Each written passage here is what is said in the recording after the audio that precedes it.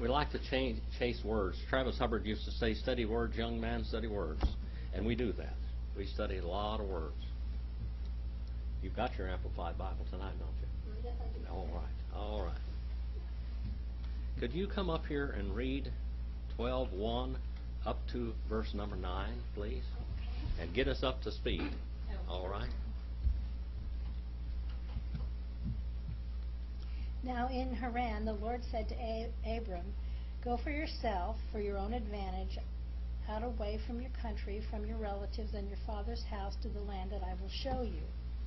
And I will make of you a great nation, and I will bless you with abundant increase of favors, and make your name famous and distinguished.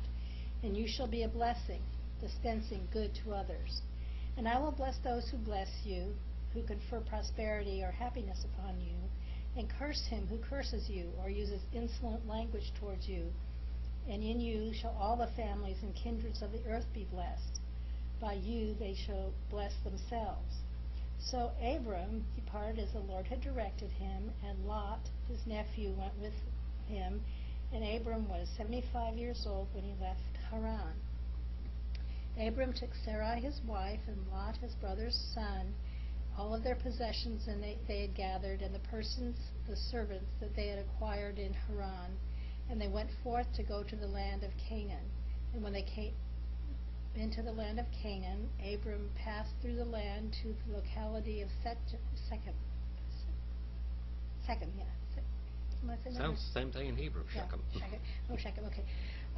To the oak or the terebinth tree of Morah. And the Canaanite was there in the land. Then the Lord appeared to Abram and said, I will give this land to your descendants. So Abram built an altar there to the Lord who had appeared to him. And from there he pulled up his tent pegs and departed to the mountain in the east of Bethel, and pitched his tent, with Bethel to the west and Ai on the east. And they built an altar to the Lord and called upon the name of the Lord. Thank you. So that's where we are, right there. Abraham's been called out of the Ur of the Chaldees and from Haran, and he's going into the land of Canaan. Canaan. What about Canaan? What does Canaan mean? Canaan. By the way, it's Canaan. It's not Canaan. It's Canaan. All right. What's Canaan mean, young lady? Canaan. Canaan. You got? How about it, Brother Roger? Sharon. Possession. To obtain. What is the first person named Canaan in the Bible? Cain. Cain. Now this is very beautiful. In the book of Genesis, I want you to go in the book of Genesis. We're going to chase back here a little bit in the 4th chapter, and verse number 1.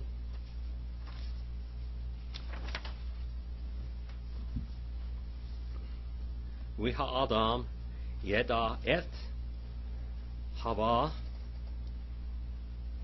Eshtu we tohar we tolad et Cain Tamer Kenayin Ish et Hadavar. Now that's the Hebrew. Let's go back and see what it says, because it's beautiful, and that's absolutely shocking what it says here. Shocking. Okay? This is the first time that the name Cain, this is the first person that's named Canaan in the Bible. We Adam, and the man, he had sexual relationships. He thoroughly knew et Hava, Eve, his wife Eve. What does Eve mean? Mother of all living, or the mother of all living, okay. And then Ishto, that means the wife of him. And it said she caught seed, is what it literally said. She caught seed and kept seed. And she wit taled. She brought forth, and the child lived, is what it says. Et Cain. And she said, it says, Kaneti, I have created Ish et Jehovah. I have created a man, Jehovah. Now it says with the help of Jehovah, with the help of God, with the help of this, but that's not what it says in the Hebrew. She thought she had the Messiah. Genesis 3:15 is a promise of the Messiah to the woman. Okay, the seed of the woman will be the Messiah. And right here, this is the first time we have the word Cain, and Cain means gotten or possession. I have gotten Jehovah. That's what she said. I have gotten Jehovah. And there she is. But what a surprise. They get to see all the evil that they have done to the Lord. And that word evil and sin there is arum. Say arum. You roll those Hebrew R's just like Spanish. Arum. Okay? Arum. And then she gets a big surprise. This boy is bad. He's bad.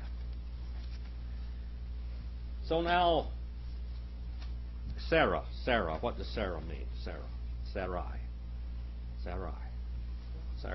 What's Sarai mean? Brother Mike, Sarai. I can't remember.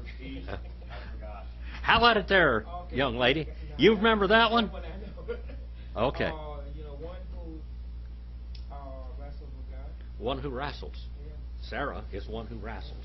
One who is contentious. One who fights. One who strives. Was she that way? Was she that way? Beautiful name. Yeah, she was a fighter. Yeah, Sarai. The word prince comes from that. Israel. Name Israel is the root of it is Sarah, a Ser. Ser means prince. And how do you get to be a prince? By warring and fighting. By warring and fighting. That's how you get to be a prince. By warring and fighting. So then we have Abram. And his name is not Abraham yet, is it? No. What's Avram mean? Avram. Say Avram. Avram. What's Avram mean? Exalted Father. It comes. We don't be afraid of this Hebrew business, okay? Hebrew starts over here and goes that way. It comes from Alpha and Beta. Not Alpha and Beta. Aleph and Beta. That's Greek. I do that every now and then. Aleph, the old form of Aleph, is like that. And what does that mean?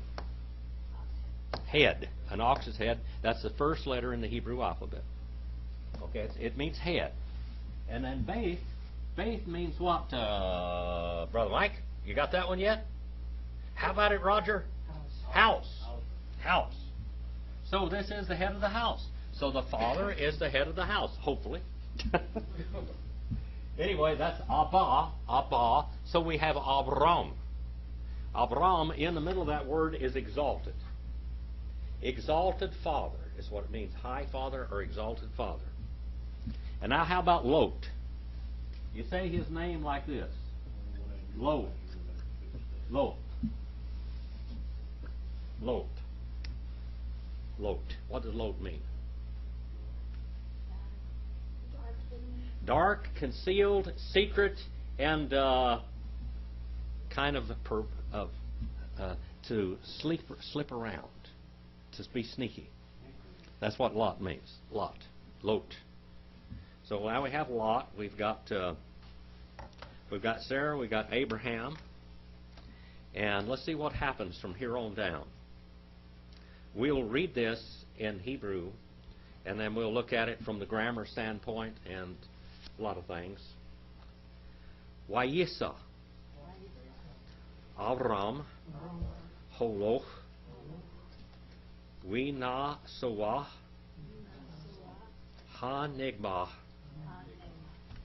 You ever heard of the Negev? What's that? Okay, that's the Negev in the south. Negev is in the south. Okay. By the way, when you're always looking at prophecy in the Bible, everything is Jerusalem-centric. Everything is from Jerusalem. That's the center of the world as far as God is concerned. The center of the world. Jerusalem is the center of the world. We talked about this morning the seven hills, and the eighth hill is going to come up. We talked about those nations that rule the world. Okay?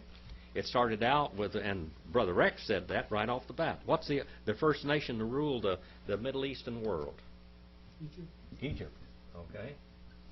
Okay, we're talking about Jerusalem. Jerusalem before it was Jerusalem. What was Jerusalem's old name? What? What? Oh no, Jerusalem. Salem was, that's good, but there's one even older than that. Yes. That's right, Yavuz.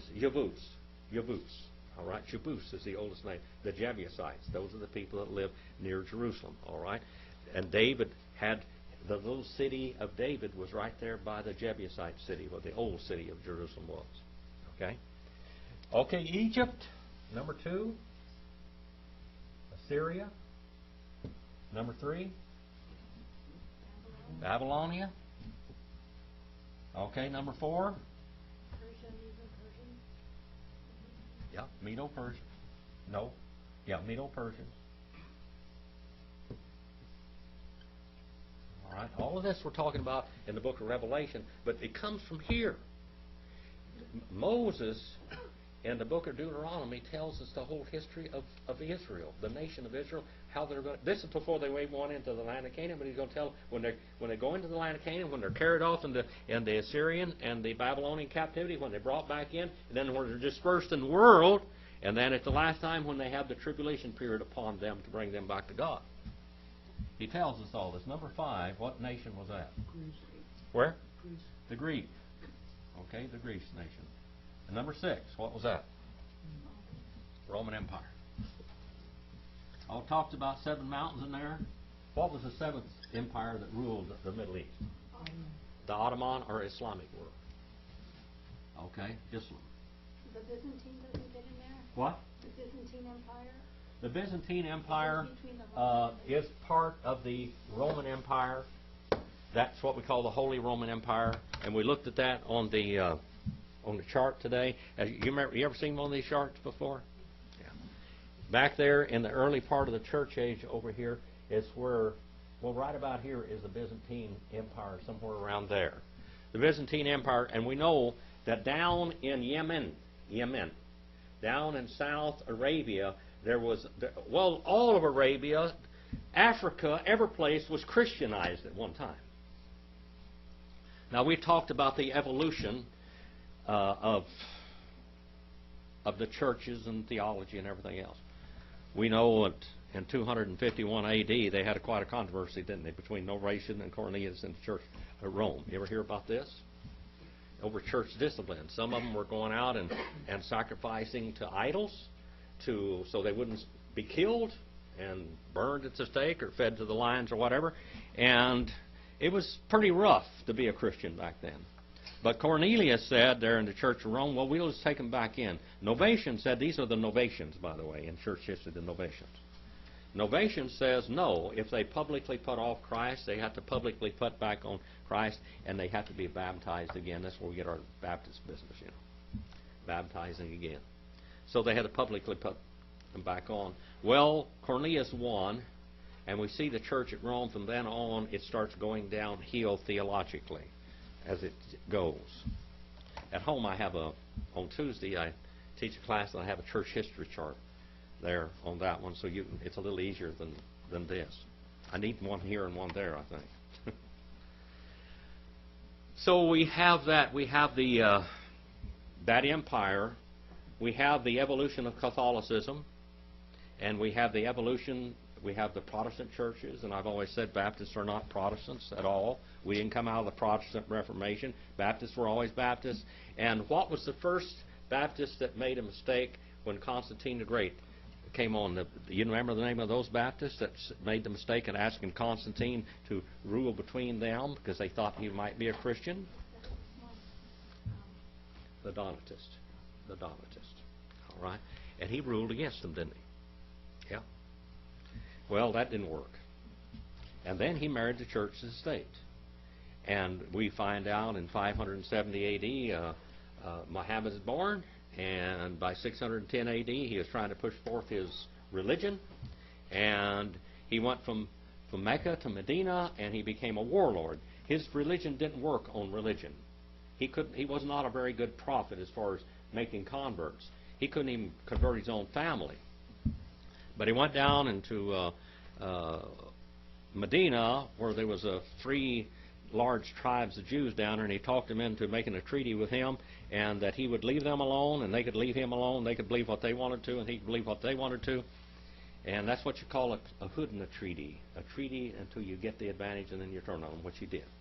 Okay? He worked them over. Either ran them off or killed every one of them. There was one he killed between 600 and 900 men and young boys in that one tribe there, and took everything they had.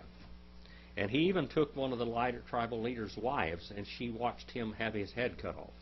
They had the ditch, the what we call the assassination of all those Jewish men, and they would take their clothes off, got them out there, they dug this ditch, and they chopped their heads off and push them in there and tear their clothes off, and start tearing their clothes off. And she watched her husband be beheaded like that, and then she poisoned Muhammad with some poisoned mutton. And he threw it up, and one of his partners with him died. And he said, "Why did you do that?" "Well, I wanted to see if you was really a prophet of God." You know, that's what she told him anyway. Well, he tasted the poison in his food. The devil takes care of his own. That's all I can say. The devil takes care of his own. So all the way through church history, all the way down here, what is said in the book of Genesis is extremely relevant. The 49th chapter of Genesis tells the whole history. Was Israel supposed to have a king? Yes. What did Jacob say when he's dying? The scepter would not depart from Judah. And look at Judah's life. Look at Judah compared to Joseph. Boy, Judah was a rascal. It just shows us how the Lord loves us in spite of us. He used that ungodly buzzard to bring forth the Messiah by his daughter-in-law, which he cheated and lied to. But he had 3 Canaanite sons, didn't he? 3 sons of Canaan. See, God straightened that out. He got the right wife for his children, but 2 of those boys weren't worthy of her. So God killed them. Why, you saw, and he traveled, what it literally says, and he pulled up tent stakes, and it's third person masculine singular, wakal, wow, consecutive, and perfect. What's that mean, Brother Roger? He did it, and he kept on doing it. He pulled up tent stakes, and he did it, and he kept on pulling up tent stakes.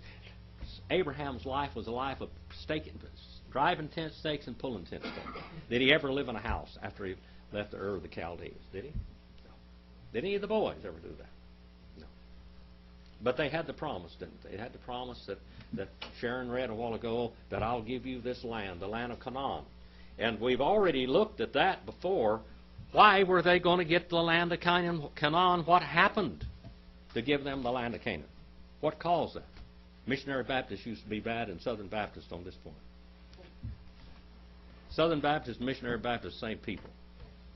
They came from the same place. J.R. Graves was a Southern Baptist. So was Ben M. Bogart. All those people were all Southern Baptists. They came and they formed the American Baptist Association. But every Southern Baptist church would be the first Orthodox missionary Southern Baptist church. That's what they would say.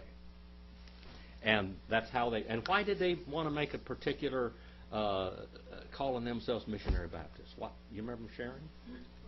Separate them from the other Baptists who don't send out missionaries. Those Baptists that are what we call the hard shell, that do not send out missionaries at all. They believe that God is going to call His elect, and there's nothing they can do. There's an irresistible call there, and they're going to get there no matter what.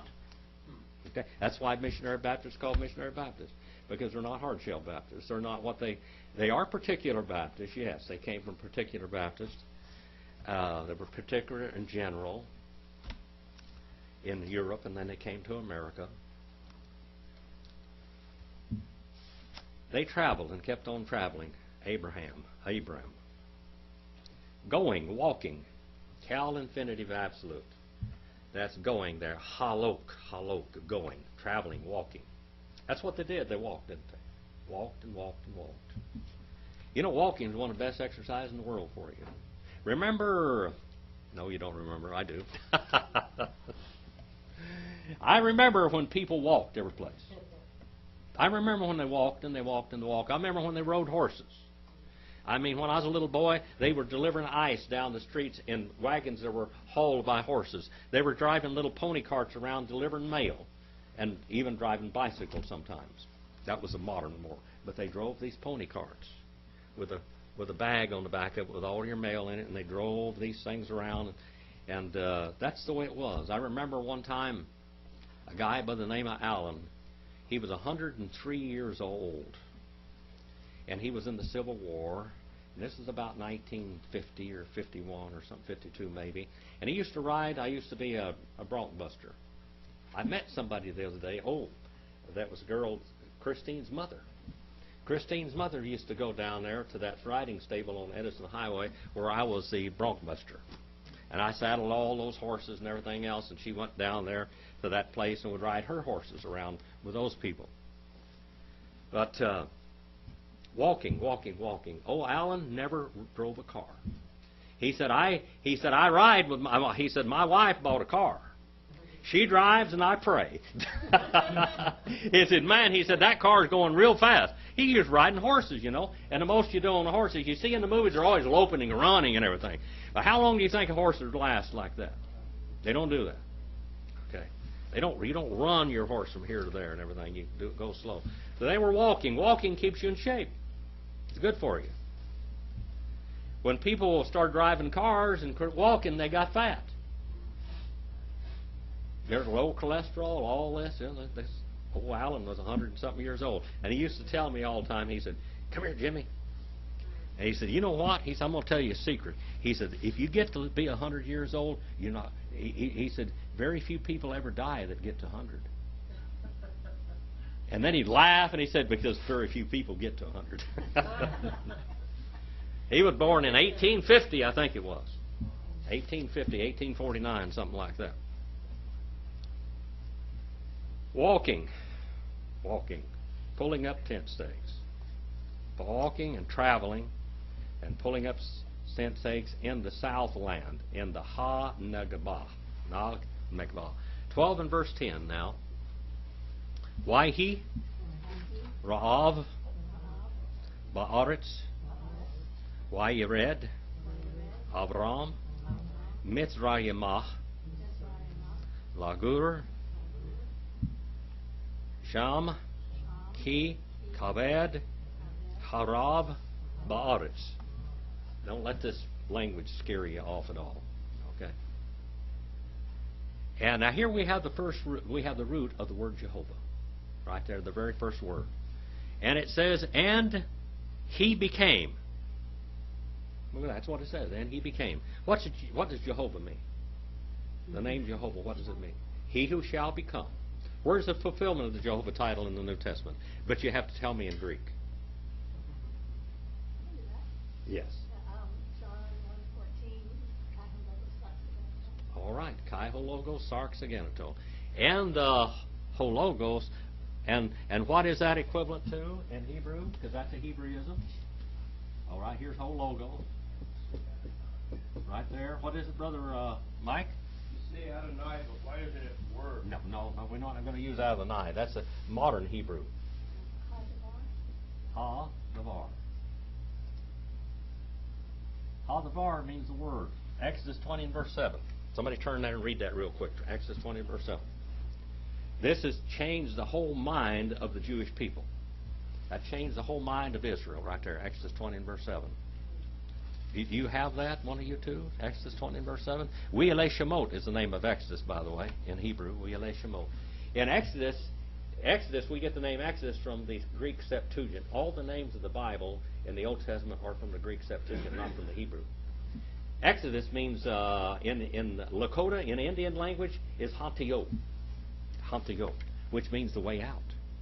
Hantiyot, the way out. In Greek, that's Exodus. And in Hebrew, that's not what it says. It's a we-ele Shemot.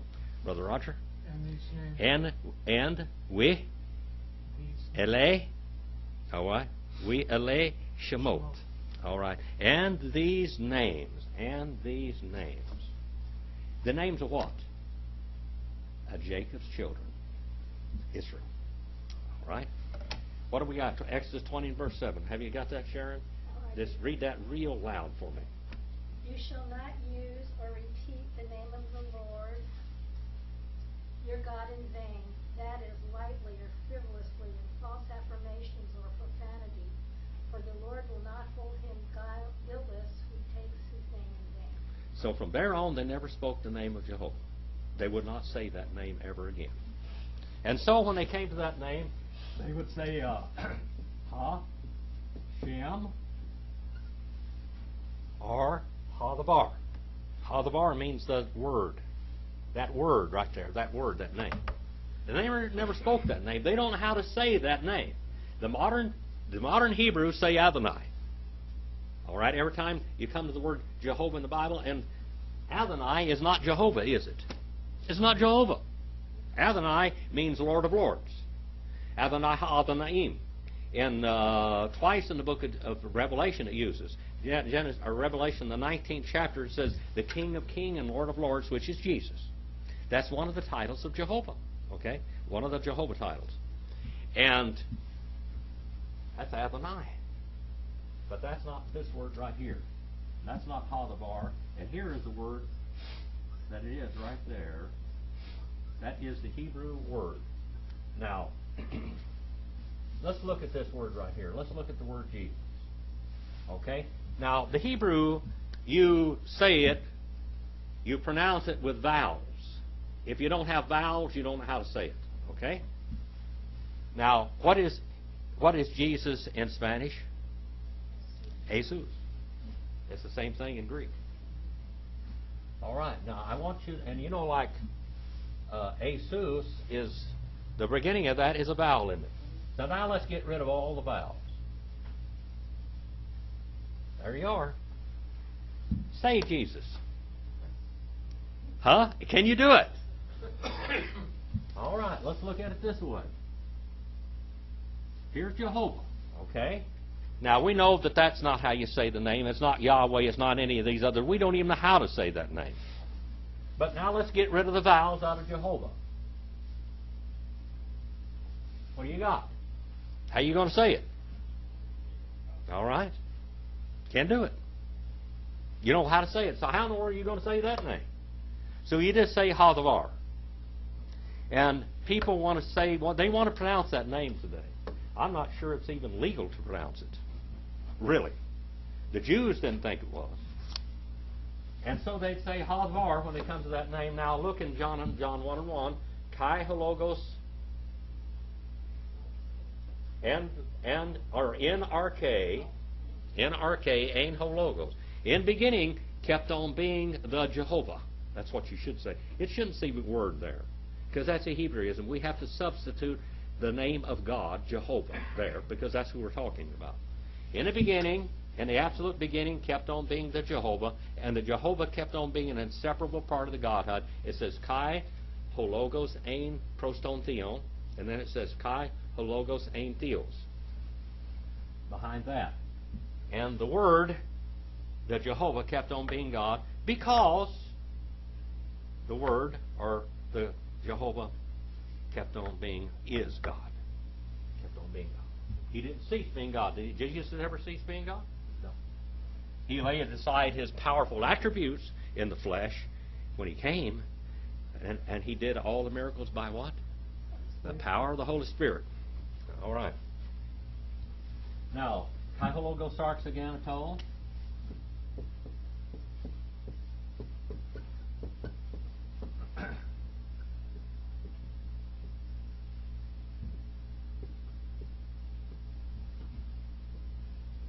Hologos sarx aganeto.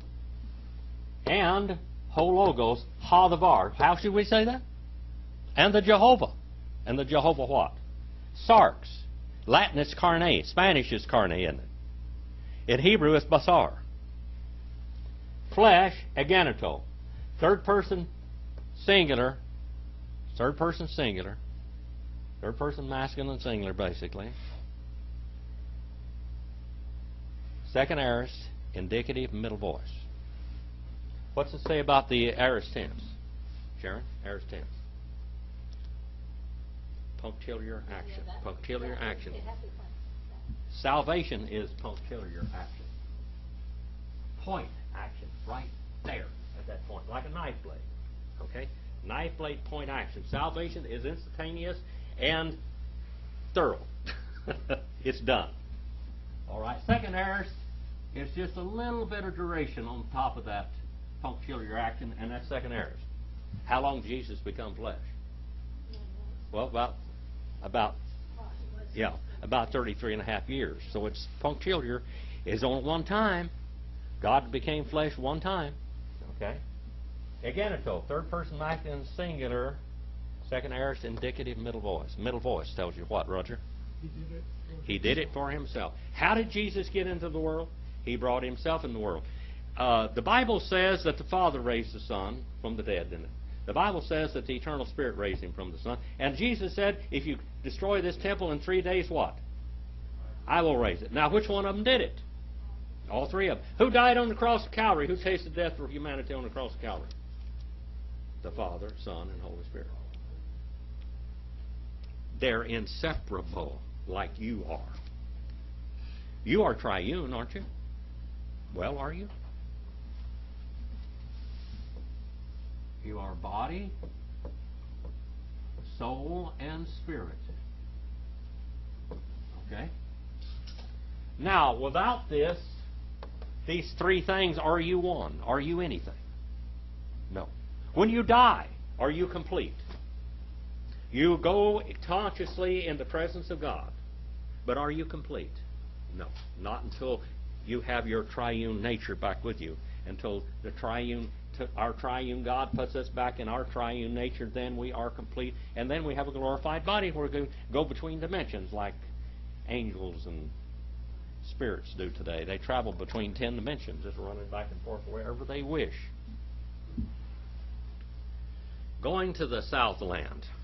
And then there became. That word became there, that's the root of the word Jehovah. It's on page 224 and page 243 in Kohler and Baumgartner. And I don't have an extra book for them, do I? Right now, I got to get one. Okay. Famine, a Ra'ab. Ra'ab. What about this Ra'ab? What does that mean, Brother Roger?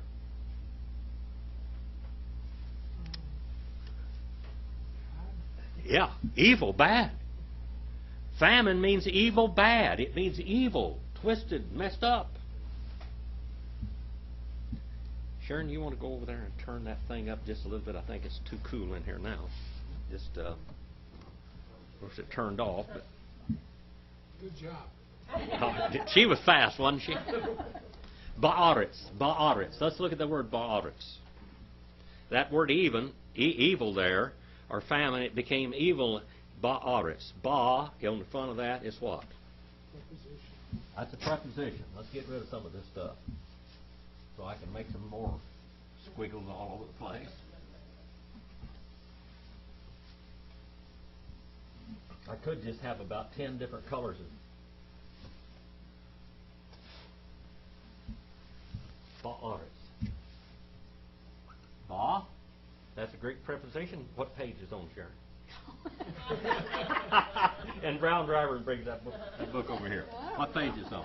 It's page 88. Okay. Ba'aretz.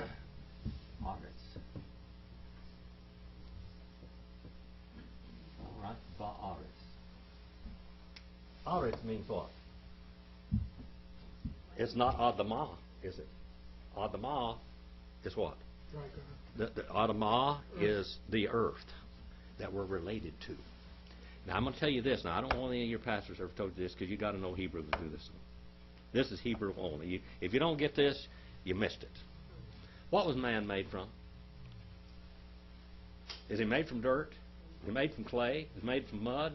Is he a mud ball? What is he, Brother Roger? The elements of the cosmos. All right. It's the word like this is what it is. Little preposition, page 580. Okay? He is made from the same elements as the dust, but not from dirt. Man is a primary creation of God. If he was made from dirt, what would he be? A secondary creation. Man is the primary creation of God, and he comes right straight from God. Now, the earth and mankind come to the same God. Now, the Catholics have this great big term, ex nihilo. What's ex nihilo mean? Out of nothing. Did God create this universe out of nothing? Saint Anselm and all these dudes back then, they had to try. They were sitting there arguing how many angels could dance on the head of a pin, and all this kind of stuff. And they say God made the whole earth out of nothing. And now that's gone down into Protestantism and everything else. But you go in the Bible and you find out, in the book of Hebrews tells you where He made it out of. He made the man, He made the world, He made all things out of that which is not seen. It came from God, all of it. The origin of everything. Where did angels come from? Spirits from God. Do spirits have bodies? I mean, do angels have bodies? Yes, angels have bodies. They have spiritual bodies that can travel between dimensions. Spirits are not clothed. Angels are clothed with material bodies. Okay? Spirits are not clothed. They are unclothed, created spirits. Spirits seek to dwell in what? Human or animal flesh. They do that. Can you prove that from the Bible? You got some wheels turning up there? Where? Where in the Bible? Remember when Jesus was going to cast those 2,000 swine? They had a great big herd of 2,000 swine. He was going to cast this. What he said his name was what? Legion. Can we go into those pigs? Let us go into those pigs. And he said, okay. So they went into the pigs, and what did the pigs do? They flipped out, run and jumped in the Sea of Galilee and drowned themselves. And the bottom of the Sea of Galilee was, according to Jewish legend, the young lady, the Jewish girl we got in the class. You're Jewish, aren't you? Yeah, you're Jewish. What does the Sea of Galilee or Gennesaret? What's down at the bottom of that lake, Brother Mike? The opening to hell. Okay, the gates of hell. And so they saw this, and these Jews are sitting back here and they're looking over there and they see what Jesus is doing now. And they're casting these spirits into the swine, and then swine jump into the Sea of Galilee, and there goes the spirits down to the bottomless pit, the gates of hell. So this spooks them a little bit. There's famine in the land. And he went down. He went down. Why, you read. And he went down, he walked down, Avram, Mitzrayimah. What is the Greek word for Egypt? Mitzrayim is a Hebrew word. What's the Greek word for Egypt? Egyptos, and we get our English word Egypt from that. Okay? That comes from the Septuagint, not from the Hebrew. Mitzrayim. Now, what does Mitzrayim mean, Brother Mike? The land of red mud and canal banks, because it's an irrigated country.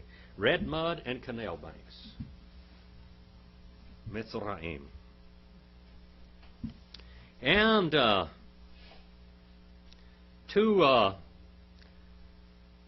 it's Lagur. What other term, what Hebrew name comes from this Lagur? Brother Roger? What name is the girl's name? It's Abraham's other wife's name. Hagar. Hagar means pilgrim. It means nomad, pilgrim. That's what Hagar means. And this one is Lagur. It says to pilgrim to be a full-time RVer. Okay? To just put down tent stakes and pick them back up. To pilgrim. Sham. Sham, the word name comes from Sham also. Now, Sham means what? Name, monument, or pillar. Through the person of Shem, God would bring forth His message. Shem. Okay, Shem. Noah's sons, Ham, Shem, and Japheth. There, or in that place, because severe, kavod, heavy, the evil, ha-rabav, the evil, ba'aretz, in land. All right, in the land. The famine was terrible in the land. By the way, if you want to go to the book of Genesis, page 501, you can look up that word Mitzrayim if you want to write that down in your books. Genesis 5, page 501. Gesenius. That's real good. 12 and verse 11. Waihi, Ka'ashar, Hagriv, Lebo, Mitzrayimah, Wayomer, El Sarai, Ishto, Hene, Nah, Yadati, Ki Isha, Yafot, Mare,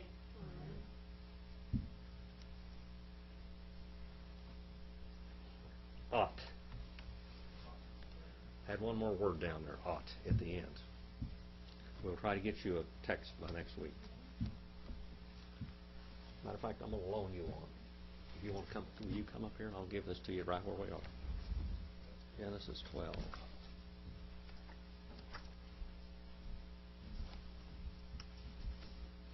I can find it. See? 12 and verse 12. 12 and 12. Right there's where you are. So you can look at Hebrew as you go, okay? And it goes that way. Okay. Okay? Huh? And shall become when they see. Now let's look at that word. And he shall become when they see.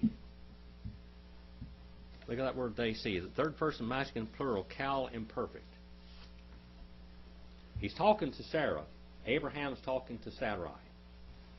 He said, and it shall become when they shall see and keep on seeing you, you, Ha-Mitzrayim, the Egyptians. And look at this one here now. How do you conjugate this word right here, this wa-emeru, Brother Roger? Oh, you don't have it, do you? All right, how about a young lady, what's your name? That Hebrew girl.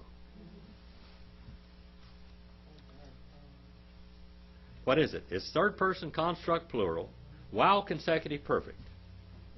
When they shall have said. This is future perfect.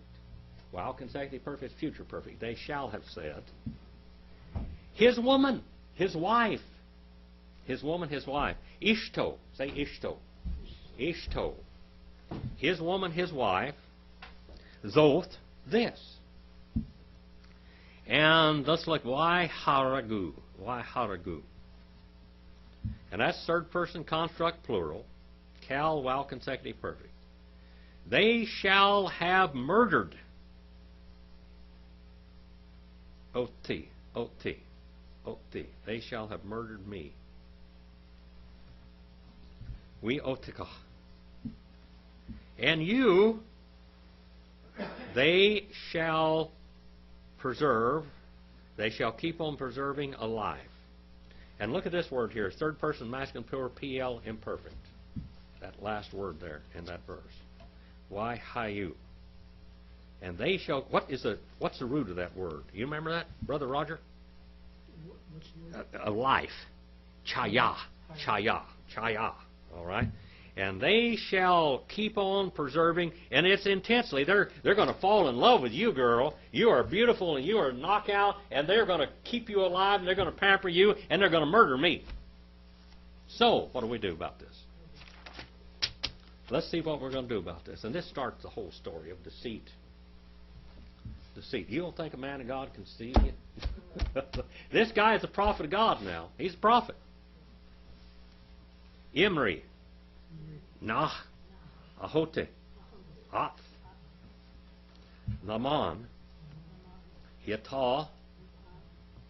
Li. Ba. A. Burek. Wihayata. Big Lalek. Let's go back and look at this. Is this interesting to you? Pretty neat words here. Imri.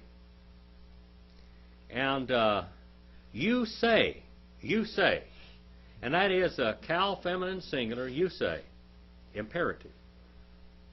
And you say, and that comes from Amer, doesn't it, Brother Roger? Amer. Imri, this is Amer. It's cal, imperative, feminine, singular. You say, nah, nah. That word na, what is that? You remember what that word na is, Brother Roger? He doesn't even have a book. He knows these things. It can be please, or it can be no. Please, yes. Please, please, I beg you, nah, I beg you. My sister, look at that word. Please, I beg you. My sister, ihoti, ihoti. What's the word for brother? Hermano. Yeah.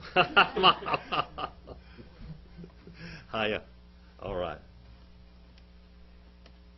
This is a feminine for my sister. At. You. You are. And then it says lima'an. Lima'an.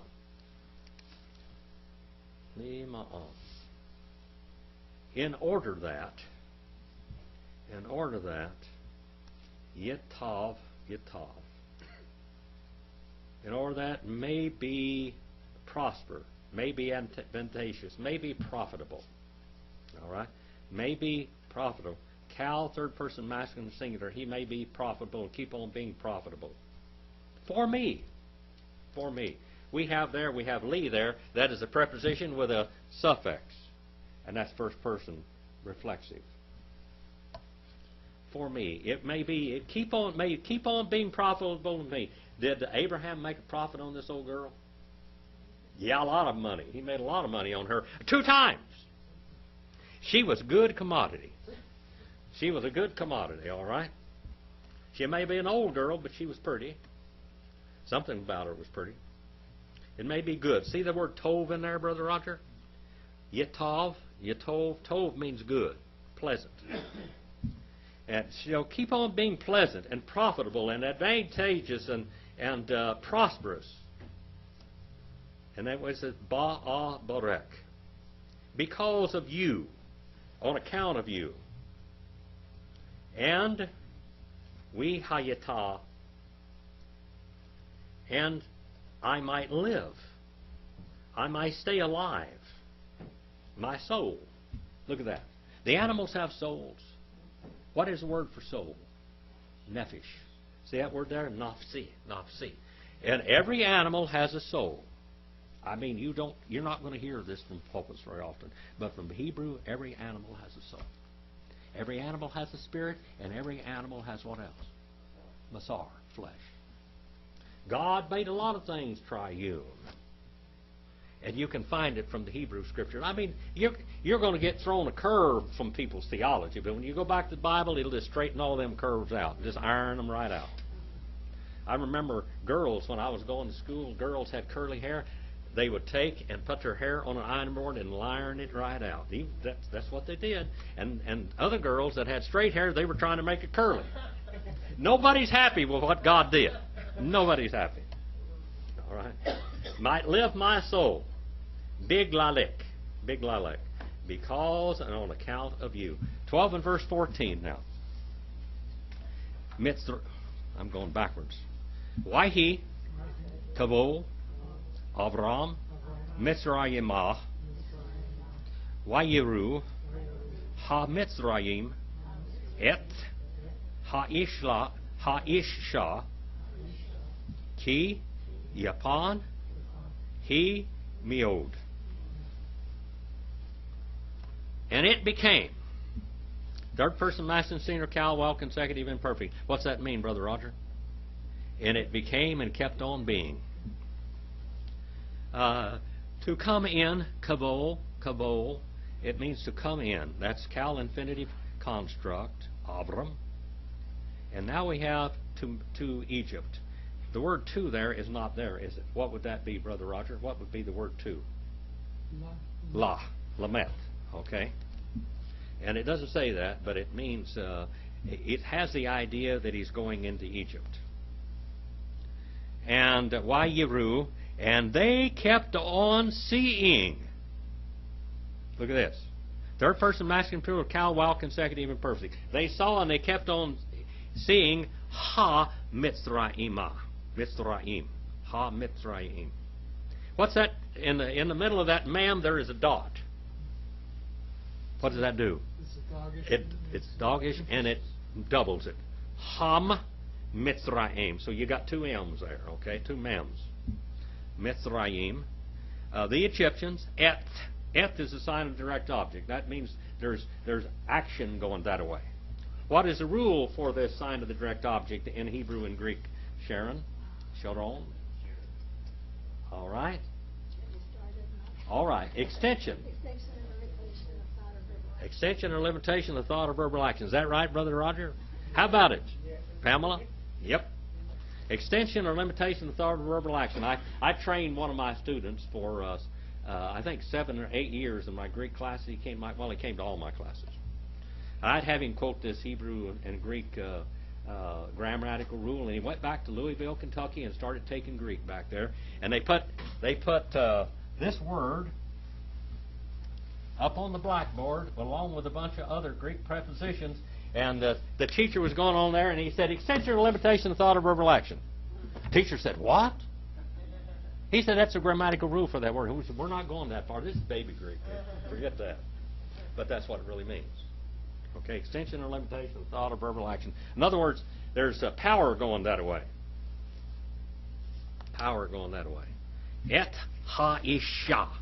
And here in the middle of that shin there, we've got a doggish again, don't we?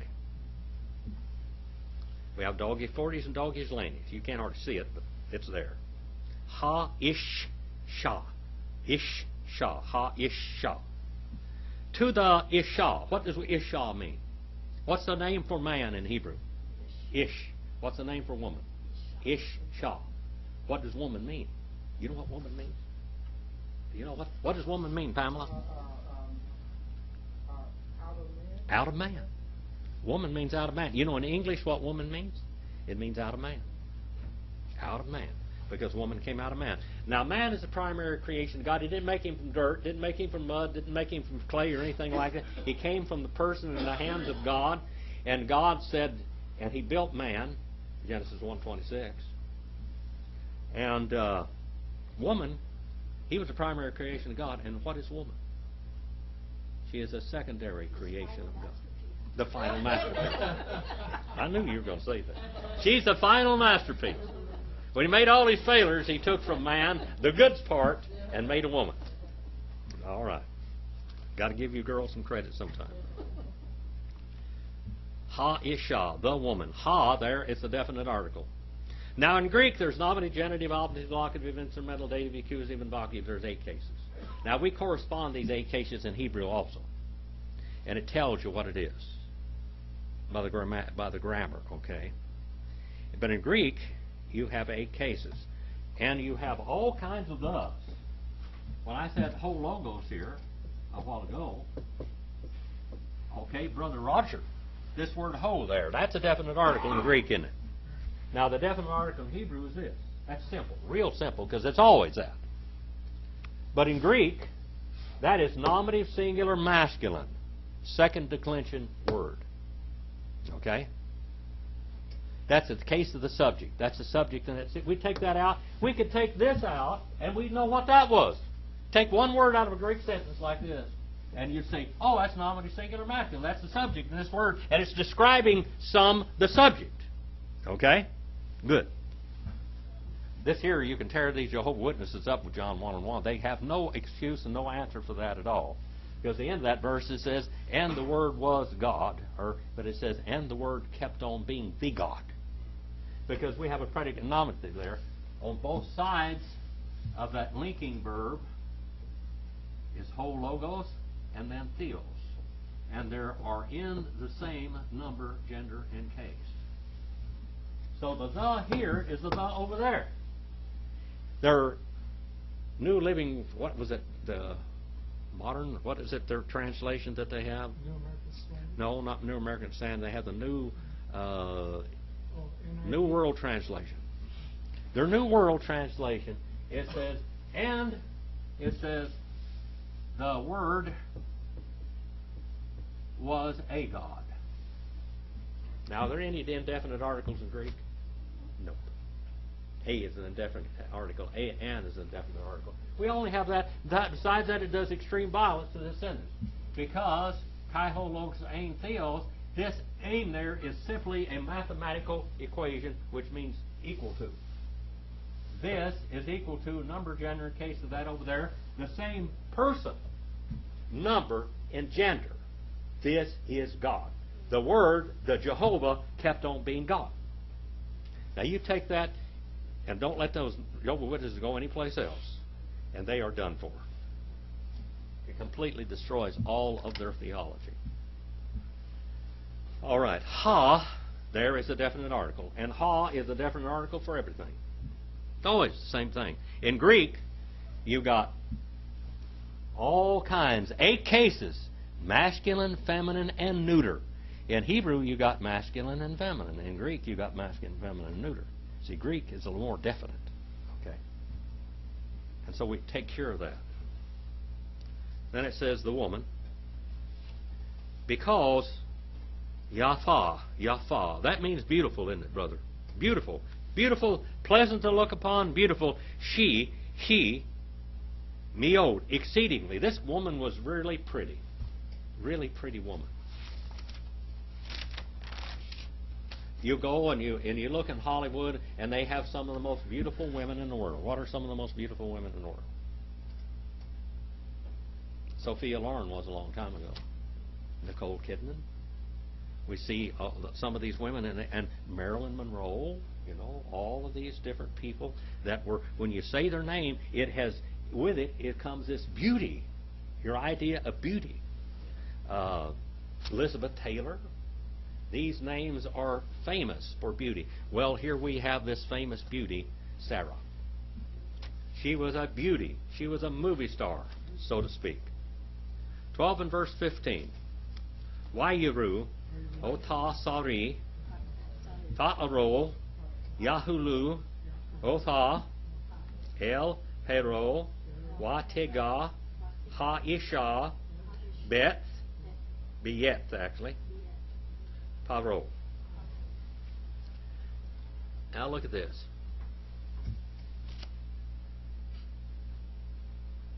And they saw and kept on seeing her, Otah. And here we have the word Sarai. Sarai. That word Sarai is there, but it's not talking about Sarah. Who's it talking about? Princess, chieftain. All right. These are princes of Pharaoh. These are Pharaoh's princes. Okay? Of Pharaoh. And they commended, they recommended, they praised, third person masculine and plural, PL, while consecutive and perfect. They kept on praising intensely her. Okay? They saw her, the princess, and they kept on praising her unto Pharaoh. And she was taken, the woman, to the house, or to house, Beth, of Pharaoh. What does Pharaoh mean, Sharon? I mean, not Sharon, but Pamela. One guy that lives in the big house. That's what Pharaoh means. The guy that lives in the big house. That's what Pharaoh means. The guy that lives in the big house. And he did, didn't he? Now let's go ahead just a little bit. Let's go ahead 400 years in this Pharaoh's palace now. In Pharaoh's palace 400 years later, what happened over there, Brother Mike? There was a contest between Aaron and Moses and Jannes and Jambres, wasn't there? Who's Jannes and Jambres? Magicians. Huh? They're magicians. All right. Where do we get their names from? Huh? Where do their names come from, Brother Roger? The book of Jeshur. Ha-Yesher, Yeshur. The book of Jeshur. Ha-Sefer Yeshur. The book of the scribe Jeshur. That is a history book that goes back at that period of time. Now, you know what a Nahash is? A Nahash is what? Serpent. All right, what's a Tanin, Brother Mike? A dragon. A dragon. Now, it says in all the translations that when Aaron threw his rod down, this is Moses' rod, by the way. This rod has quite a legend. You heard of the sword and stone. You heard of that sword and stone. That's where that comes from, is this deal right here. Right here is where it comes from. Joseph's rod in Egypt was Adam's rod. They handed it down with all the genealogies on it and everything.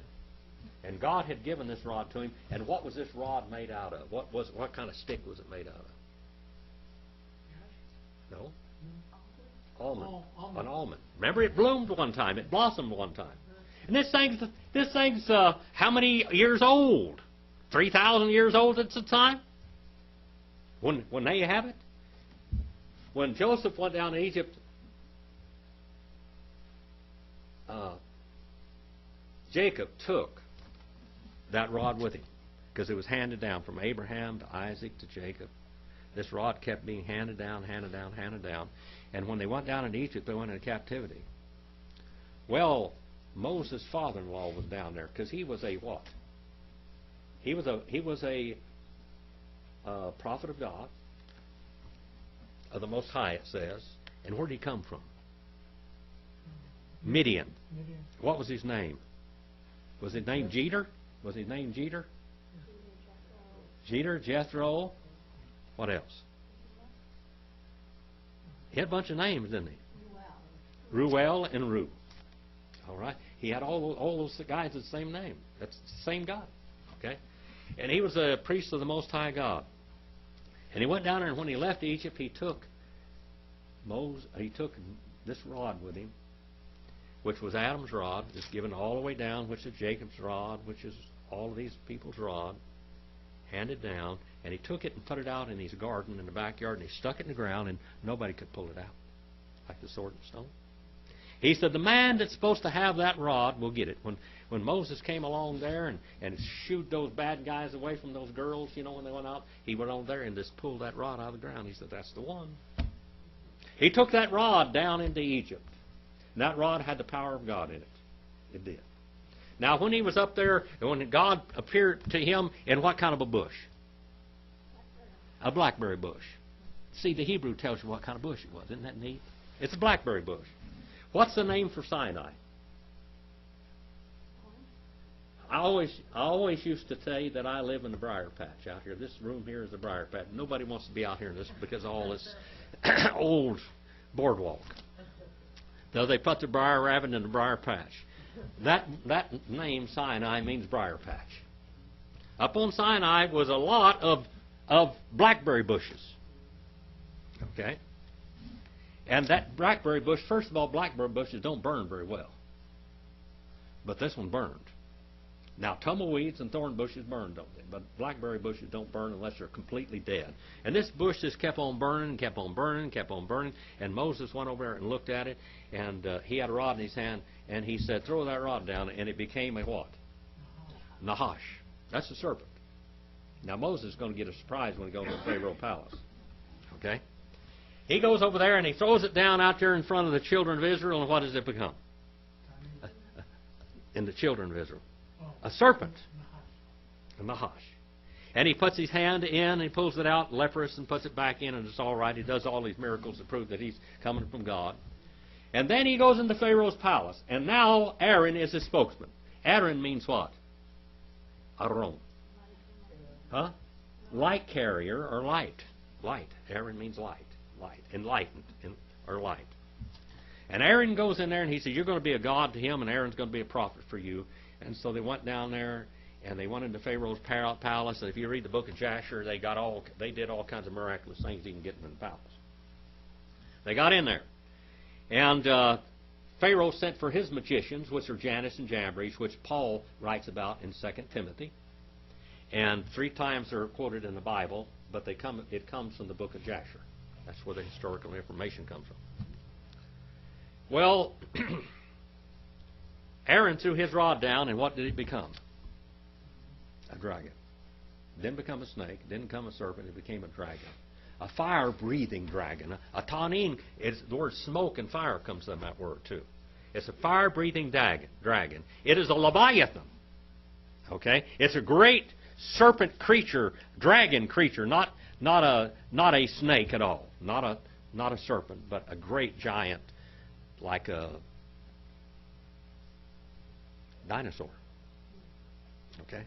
Like a giant crocodile or something. And it's growling and breathing fire there on Pharaoh's palace 400 years later. Right now we got a deceitful prophet. and they take her into this Pharaoh's palace, but later on it's going to be quite a display take place there. They're going to throw this rod down, and I don't think Aaron and I don't think Moses quite ready for that dragon yet. But it happened. Now, why didn't they put that down there? Maybe they didn't have enough faith. People might believe that rod turned into a snake, but how about a dragon? That's the pot of power, isn't it? So it became a dragon. There's good stuff in the Hebrew. And then Moses and Jambres threw their rods down. Or not Moses, but Janus and Jambres. And what did they become, Sharon? Dragons. Leviathans. Leviathan is a creature of the sea. Usually it's a giant monster, sea monster. And the legend is that one of these sea monsters guarded the Sea of Galilee. All the storms is when the Leviathan was working and moving and angry. And all out in the ocean when they had these big storms, it's the Leviathans were stirring up. When Jonah was out in there in the Mediterranean Sea and they had the big storm from when he was going to Spain, going at 2,500 miles the wrong direction, and Leviathan stirred up the deep, and then they threw him in the water finally, and this Leviathan, or whatever it was out there, some big dog is the word, big fin. Does a Leviathan have fins? Yeah. Maybe it can even fly. See, the Chinese dragons are a Leviathan. You ever seen those dragons they have? They have wings and they're breathing smoke and all that stuff. That's a Leviathan. That's a Tanin. Anyway, they became Leviathans, Tanin, and then God's Leviathan. Now, a Leviathan is always a supernatural creature, okay? It's not some natural creature. It's a supernatural. Some people that they have this young earth theory and everything else, they try to make the Leviathans, the behemoths, they have try to make them dinosaurs, but a Leviathan is, and a behemoth is a supernatural creature. It is not it's not something you walk into, something that was created like here. This is a supernatural creature. Now, does the devil have power to create and do things? I mean, I've heard they say he can't create anything, but boy, you find from the Hebrew he created some things. The devil created right there.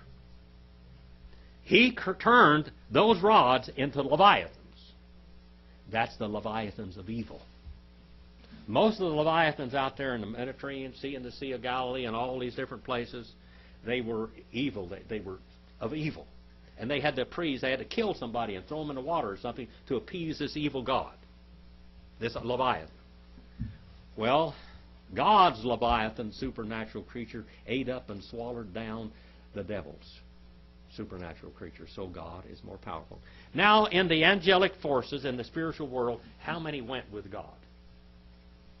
2 out of 3. How many went with Satan? 1 out of 3. From all the spiritual realms, from the realm of Michael, Gabriel, and Lucifer. Okay? Material, spiritual, and mental realms. Spirits are in those realms. Spirits are not clothed, are they? Angels are clothed. So now God turns the odds, and the odds are for the devil, aren't they? 2 against 1. Angels is 2 against 1 with God's angels and Satan's angels. But now he said, let me just show you something. You got 2 against 1. Like 2/3. I have 2/3 of the angels, but I'm going to give you the odds this time. You got 2 against 1. I've got 1/3, you got 2/3. And what happened? God won. The book of Revelation is Jesus wins. That's the way it is. Do you have any questions? No? Euthymia? Not one question? Did you learn something today? Russ, did you learn something? All right. Do you going to come back? Do you like this? I do. All right. This is Kind of a fish out of water right now. well, that's we're going to get you. Never heard Hebrew, never heard Greek, but certainly interesting. Okay. 12. What were we? 12:9 through 15. Well, I was going to go into civilization, ancient civilizations. We were going to talk about political influence that the American Indian food had on the rest of the world. The rest of the world was starving to death. China was starving. Europe was starving. Middle East was starving. And all of a sudden they came over here and found all these food that these Indians had. What did the Indian kind of foods that they have? Corn. There wasn't any corn in Europe. What else? What do the Italiano? Huh? They love tomatoes, don't they? Mm-hmm. They love tomatoes.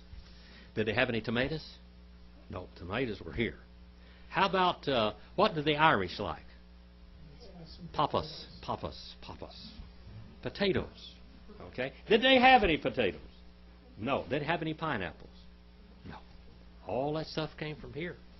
That's where it came from. And it changed the whole world. It saved the world.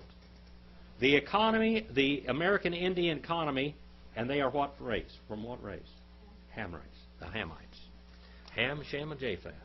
Well, these Hamites over here had invented all this stuff. What were the most advanced civilizations ever known to man? Hamite civilization. Name one. The very first one that I showed up on the board tonight. What was that? Egyptian. Egyptians, Hamites. All right? You see all of these great civilizations. In America, there was probably, they say now, since it's not quite as squelched as it was 100 years ago, that there were 150 million Indians here when Columbus came here.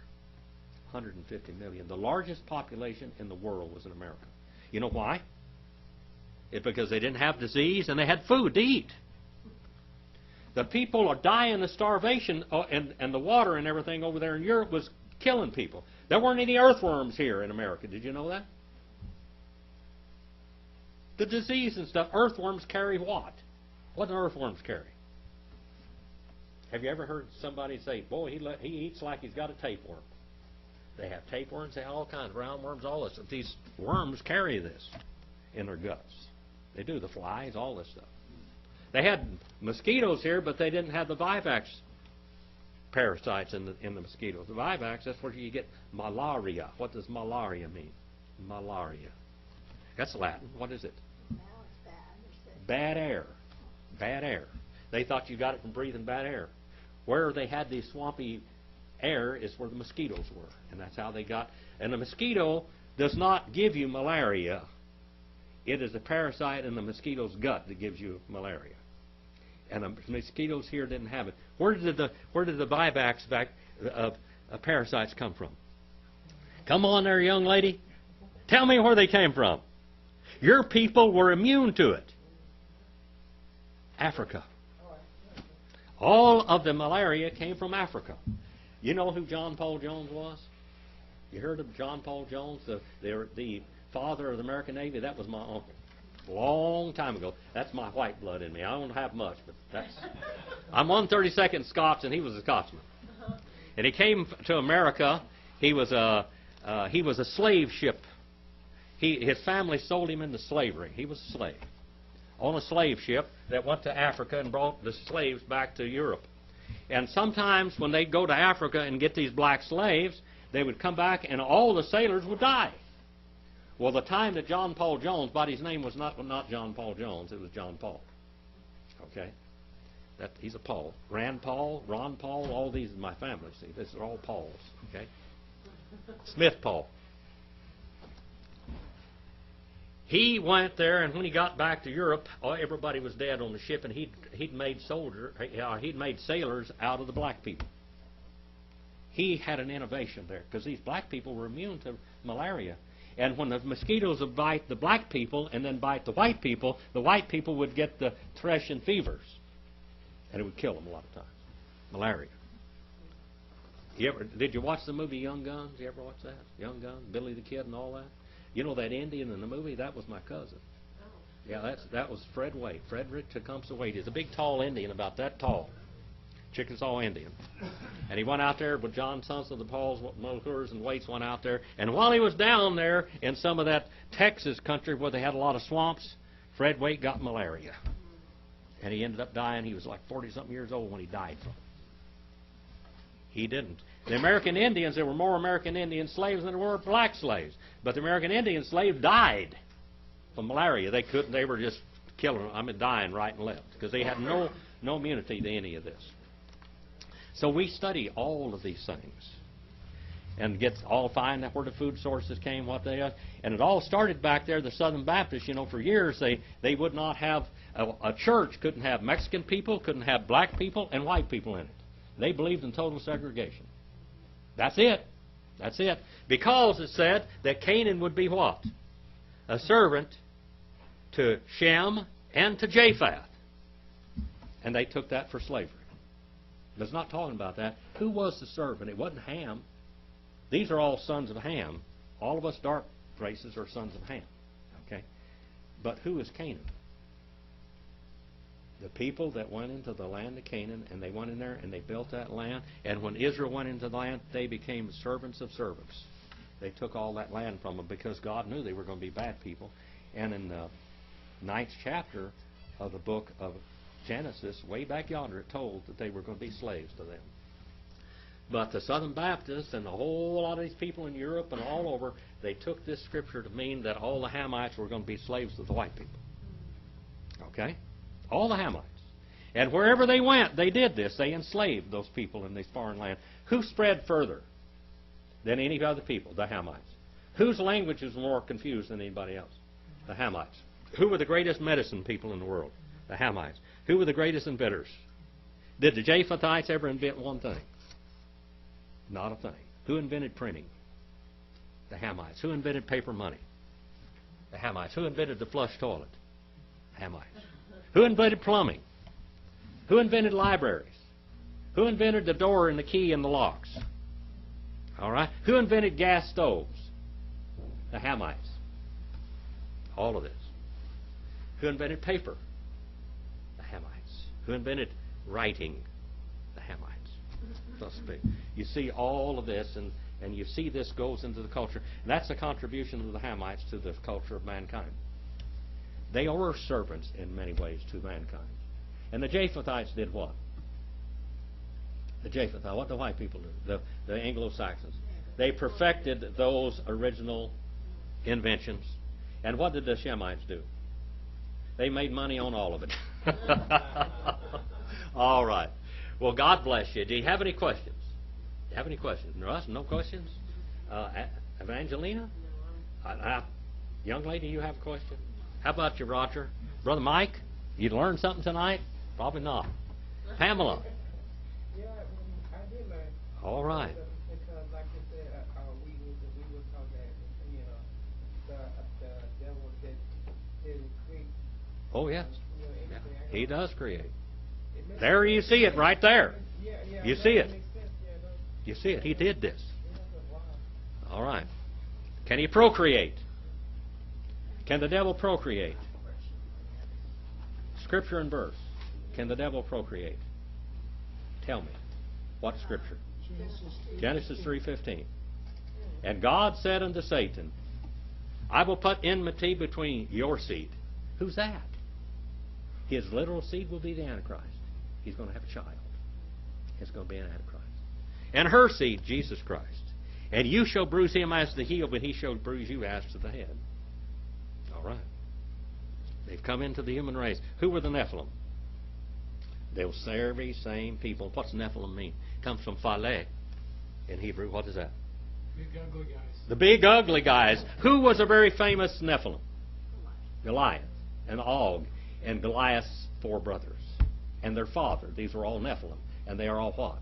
Hybrids. Genetic hybrids. Why did the flood come?